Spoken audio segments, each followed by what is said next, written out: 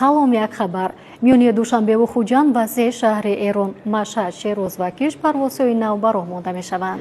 Аз ҷумла ширкати ҳавопаймоии Raymond Airlines Эрон парвозҳои навро дар масири Машҳад, Душанбе, Машҳад оғоз менамояд.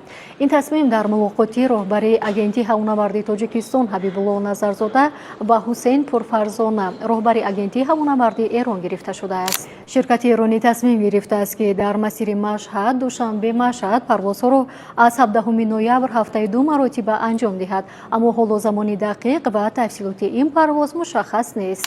Ҳамчунин ифтитоҳи хатсайрҳои нав дар самтҳои Киш, Душанбе, Киш, Хуҷанд ва Шероз, Душанбе баррасӣ гардидааст. Ҳамин тавр аз 28 ноябри соли равон оғози парвозҳои чартерии ширкати ҳавопаймоии Kish Airlines тариқи хатсайри Киш, Душанбе, Киш низ дар назар мебошад. Az Mobile миллионро гирбурди асосии 1 миллион сомонӣ ҳар моҳ то 20 000 сомонӣ бурд мешавад. Бо 3,5 сомонӣ айди рамзро ба даст биёр ва иштирокчӣ бозӣ бурднок шав. Z Mobile аз 2 то миллион 1 қадам роҳ аст. Хабарҳои бештар дар Telegram канали Азия Плюс.